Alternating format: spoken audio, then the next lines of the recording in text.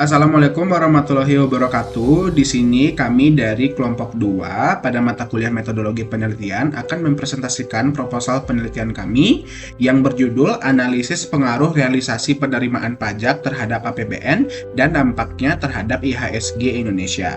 Sebelumnya perkenalkan, saya Adi Triguna dengan NPM terakhir 20 dan rekan-rekan saya. Saya Fatia Kurnia dengan NPM terakhir 15.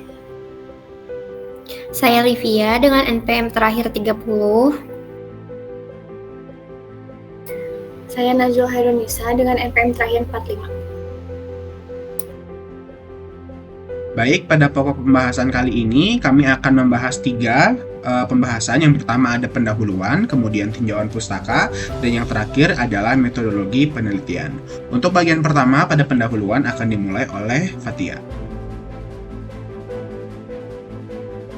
Baik, pertama saya akan menjelaskan tentang latar belakang dari penelitian kami, di mana penelitian kami ini dibuat karena di awal tahun 2025 terjadi fenomena penurunan penerimaan pajak yang disebabkan oleh adanya Cortex sebagai sistem perpajakan terbaru, di mana pada saat pengaplikasian Cortex ini sering terjadi error dan wajib pajak yang kesulitan pada saat melakukan pembayaran serta lapor pajak, sehingga menyebabkan penurunan penerimaan pajak.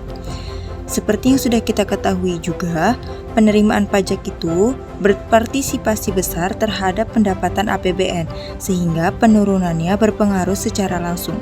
Ketika penerimaan pajak mengalami penurunan, hal ini dapat mendorong terjadinya defisit APBN. Defisit ini kemudian akan mempengaruhi persepsi pasar dan kepercayaan investor, yang berujung pada penurunan IHSG atau Indeks Harga Saham Gabungan. Dilansir dari CNBC Indonesia, tabel di samping menjelaskan tentang defisit APBN dan penurunan penerimaan pajak. Pada periode Februari 2024, penerimaan pajak mencapai angka 269,02 triliun, sedangkan pada periode Februari 2025, penerimaan pajak hanya sebesar 187,8 triliun, di mana menunjukkan terjadinya penurunan pajak di periode yang sama sebesar 81,22 triliun. Fenomena selanjutnya terjadi pada tanggal 18 Maret 2025, di mana IHSG Indonesia terjun dari angka tertinggi ke harga terendah sebesar 7,1%, yang merupakan nilai terendah setelah fenomena pandemi COVID-19. Dapat dilihat dari grafik di samping, ini dilansir dari Bursa Efek Indonesia, di mana nilai IHSG tertinggi itu mencapai angka 6.471,95, sedangkan nilai IHSG terendah itu sebesar 6.011,84. Hal ini merupakan penyusulan dari sentimen negatif pasar terhadap pasar dan perekonomian Indonesia akibat penurunan APBN di bulan sebelumnya. Jadi, kesimpulan dari latar belakang penelitian kami adalah karena di awal tahun 2025 terdapat penerapan Cortex sebagai sistem perpajakan terbaru menyebabkan terjadinya penurunan penerimaan pajak. Penurunan penerimaan pajak ini sangat mempengaruhi APBN secara langsung. Ketika penurunan pajak mengalami penurunan, maka akan menyebabkan terjadinya defisit APBN. Defisit APBN ini sendiri akan mengundang sentimen perekonomian pasar Indonesia yang diasumsikan menjadi penyebab turunnya IHSG di periode yang sama. Oleh karena itu, kami sebagai peneliti ingin mencari tahu hubungan antara penerimaan pajak dengan penurunan IHSG melalui APBN.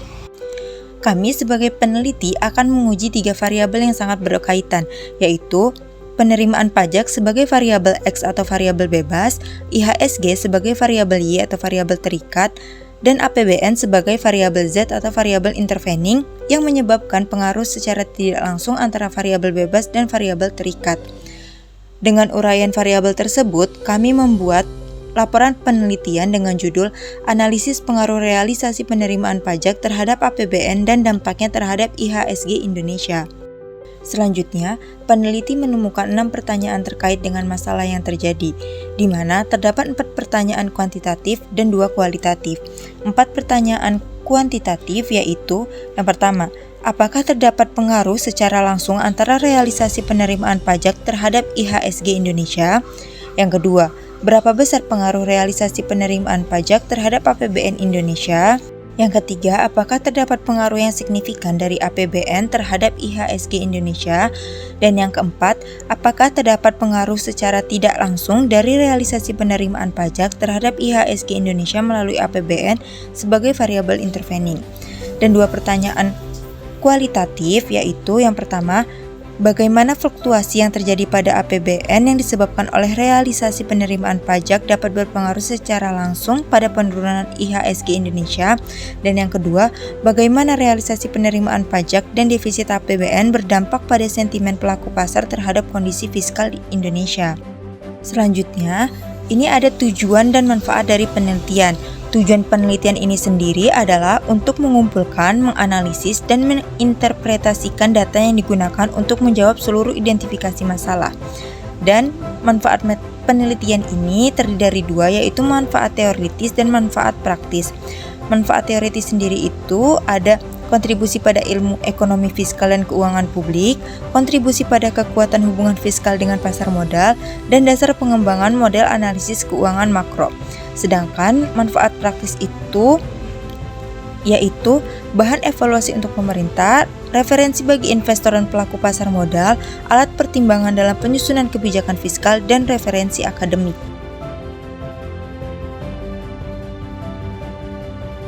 Selanjutnya yaitu landasan teori yang menjadi acuan kami untuk mendukung penelitian ini. Yang pertama yaitu teori tentang pendapatan pajak, di mana pajak sendiri itu artinya adalah kontribusi wajib kepada negara yang terutang oleh orang pribadi atau badan yang bersifat memaksa berdasarkan undang-undang dengan tidak mendapatkan imbalan secara langsung dan digunakan untuk keperluan negara bagi sebesar-besarnya kemakmuran rakyat.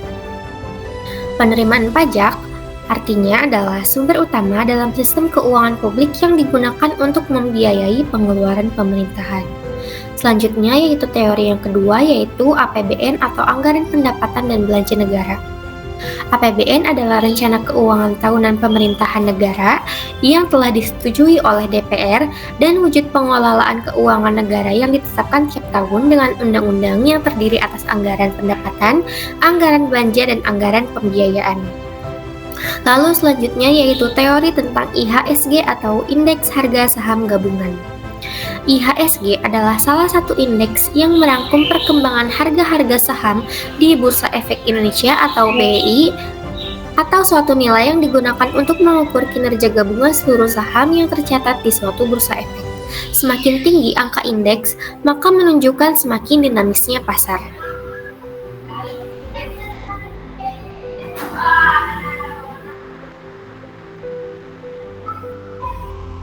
Lalu selanjutnya ada kerangka berpikir, di mana judul kami yaitu analisis pengaruh realisasi penerimaan pajak terhadap penurunan APBN dan dampaknya terhadap IHSG 18 Maret 2025, di mana ada satu variabel X, satu variabel Z, dan satu variabel Y.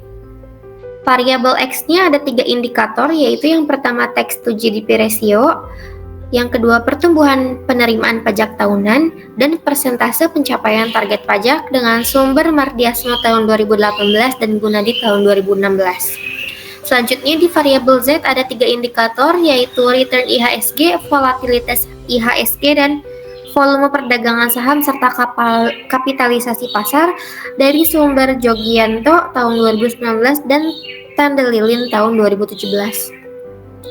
Lalu yang terakhir yaitu ada variabel Y dengan 3 indikator, yaitu tax share in budget, perbandingan realisasi pendapatan negara dengan target PBN, dan rasio belanja negara terhadap PDB dengan sumber dari Mardiasmo tahun 2018, Masgrave dan Masgrave tahun 2016, dan Gunadi tahun 2016 serta Sukirno tahun 2020.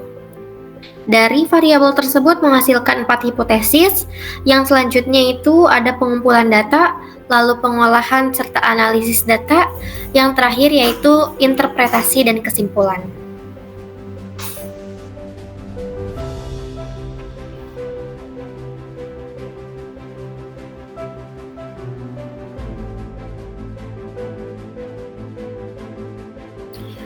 Baik, selanjutnya saya akan memaparkan rumusan hipotesis penelitian serta paradigma yang mendasari hubungan antar variabel dalam penelitian ini. Terdapat 4 hipotesis utama yang dirumuskan sebagai berikut. Hipotesis 1 yaitu diduga terdapat pengaruh secara langsung antara realisasi penerimaan pajak terhadap IHSG Indonesia. Hipotesis 2 diduga terdapat pengaruh realisasi penerimaan pajak terhadap APBN Indonesia. Hipotesis 3 diduga terdapat pengaruh yang signifikan dari APBN terhadap penurunan IHSG Indonesia, dan hipotesis 4 yaitu diduga realisasi penerimaan memengaruhi IHSG Indonesia secara tidak langsung melalui APBN Indonesia sebagai variabel intervening. Bagian kanan slide-nya menampilkan paradigma penelitian dalam bentuk skema hubungan antar variabel. Paradigma ini memperlihatkan bahwa variabel independen dalam penelitian ini adalah realisasi penerimaan pajak. Lalu variabel interveningnya adalah APBN Indonesia dan variabel dependennya adalah IHSG Indonesia. Berikutnya di sini saya akan menjabarkan paradigma penelitian atau bagaimana setiap hipotesis tersebut bekerja beserta alurnya dalam penelitian kami. Yang pertama ada H1, di sini kami ingin mencari tahu apakah ada hubungan secara langsung antara variabel X dengan variabel Y. Kemudian ada H2, yaitu ingin mencari pengaruh atau hubungan antara variabel X dengan variabel Z, begitupun dengan H3 dari variabel Z ke variabel Y. Kemudian, di sini kami juga ingin mengetahui apakah ada pengaruh tidak langsung dari hubungan antara variabel X dengan variabel Y melalui variabel Z sebagai variabel intervening. Hubungan ini divisualisasikan melalui panah yang menunjukkan arah pengaruh antar variabel berdasarkan hipotesis 1 hingga hipotesis 4.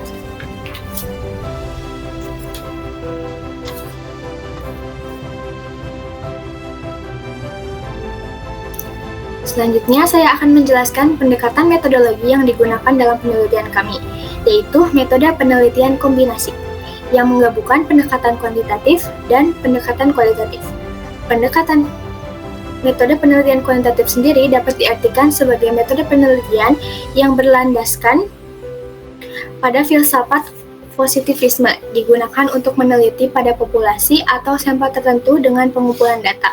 Menggunakan instrumen penelitian, analisis data bersifat kuantitatif atau statistik dengan tujuan untuk menguji hipotesis yang ditetapkan.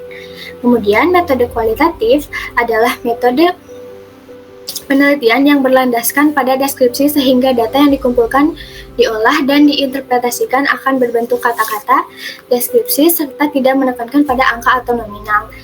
Nah, alasan kami memakai metode penelitian kombinasi yaitu pendekatan kuantitatifnya sendiri digunakan untuk mengukur hubungan antar variabel melalui analisis statistik dan menguji hipotesis yang telah disusun. Analisis ini akan ditujukan untuk menentukan besarnya pengaruh dan signifikansi hubungan setiap variabel. Pendekatan kualitatif deskriptif digunakan untuk menjelaskan konteks dan interpretasi data, serta memahami alasan kebijakan, faktor eksternal seperti pandemi, perubahan sistem pajak, gejolak pasar, dan lainnya yang tidak bisa dijelaskan dengan angka saja. Secara singkatnya, pendekatan kualitatif deskriptif akan memperkaya hasil kuantitatif melalui penjelasan dari dokumen, fenomena, dan lain-lain yang dapat berhubungan langsung sehingga meningkatkan kredibilitas hasil penelitian ini.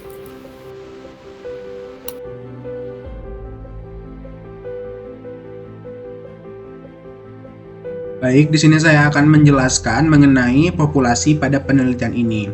Nah, sebelumnya saya akan menjelaskan mengenai apa itu pengertian dari populasi. Populasi merupakan wilayah generalisasi yang terdiri atas objek atau subjek yang memiliki kualitas dan karakteristik tertentu yang ditetapkan oleh peneliti untuk dipelajari dan kemudian ditarik kesimpulannya. Nah, untuk data populasi yang kami gunakan dalam penelitian ini yaitu seluruh data laporan dari pemerintah berupa realisasi penerimaan pajak, kemudian ada nilai APBN Indonesia yang terdiri atas pendapatan, belanja, defisit, dan surplus, dan yang terakhir yaitu nilai IHSG Indonesia.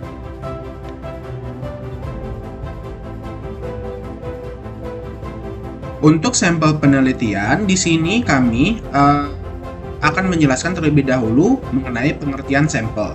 Nah, sampel itu merupakan bagian dari jumlah atau karakteristik yang dimiliki oleh populasi tersebut dengan menggunakan teknik tertentu untuk melakukan pengambilan sampel. Nah, kebetulan pada penelitian kali ini kami menggunakan sampling jenuh, yang dimana sampling jenuh itu merupakan teknik penentuan sampel bila semua anggota populasinya itu digunakan sebagai sampel. Lalu apa sampel yang kami gunakan dalam penelitian ini? Yaitu yang pertama, ada realisasi penerimaan pajak setiap bulan pada periode Januari tahun 2018 sampai Desember tahun 2024. Kemudian yang kedua, ada nilai APBN Indonesia yang berupa pendapatan, belanja, defisit, dan surplus yang dapat diakses melalui website pemerintah APBN kita.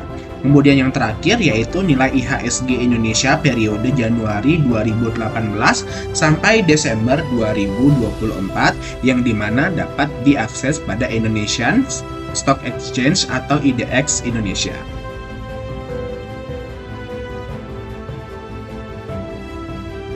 Nah, untuk dari teknik pengumpulan data sendiri, di sini seperti kita ketahui bahwa teknik pengumpulan data itu merupakan hal yang dapat dilakukan melalui observasi, wawancara, kuesioner, dan juga dokumentasi. Nah, kebetulan pada penelitian kali ini karena seluruh data yang kami peroleh itu dapat diakses oleh semua orang di website pemerintah atau data sekunder yang dapat diakses oleh seluruh peneliti dan juga pengamat peneliti, yang dimana di sini kami menggunakan teknik dokumentasi. Teknik dokumentasi yang kami lakukan itu dilakukan dengan cara mengumpulkan dan merangkam data-data yang telah dipublikasi oleh lembaga-lembaga resmi seperti pemerintah dan penyedia data keuangan lainnya untuk keperluan analisis hubungan antar variabel penelitian yang sudah kami tentukan sebelumnya. Di mana data yang akan kami gunakan seperti sampel yang kami gunakan tadi, yang pertama ada data realisasi penerimaan pajak bulanan yang bersumber pada Direktorat Jenderal Pajak dan Kementerian Keuangan Republik Indonesia. Kemudian yang kedua ada data APBN bulanan berupa pendapatan, belanja, dan analisis defisit dan surplus yang dimana dapat diakses pada publikasi APBN kita oleh Kementerian Keuangan Republik Indonesia. Kemudian yang terakhir yaitu nilai IHSG Indonesia yang bersumber pada Bursa Efek Indonesia atau BI dan Indonesian Stock Exchange atau IDX.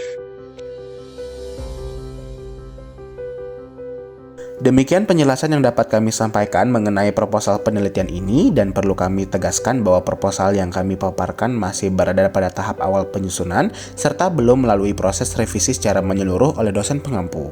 Kami menyadari bahwa masih terdapat berbagai kekurangan baik dalam hal isi, struktur, maupun pendekatan metodologis yang digunakan. Oleh karena itu, kami sangat terbuka terhadap saran dan kritik yang membangun. Tentunya proposal ini akan mengalami pengembangan lebih lanjut melalui bimbingan dan arahan yang tepat dari dosen pengampu agar dapat mencapai bentuk yang lebih sempurna dan sesuai dengan standar akademik yang berlaku. Terima kasih atas perhatian dan waktunya dalam menyimak video ini. Semoga penjelasan dari kami yang telah kami paparkan dapat memberikan gambaran awal yang jelas mengenai rencana penelitian yang akan kami laksanakan. Terima kasih. Wassalamualaikum warahmatullahi wabarakatuh.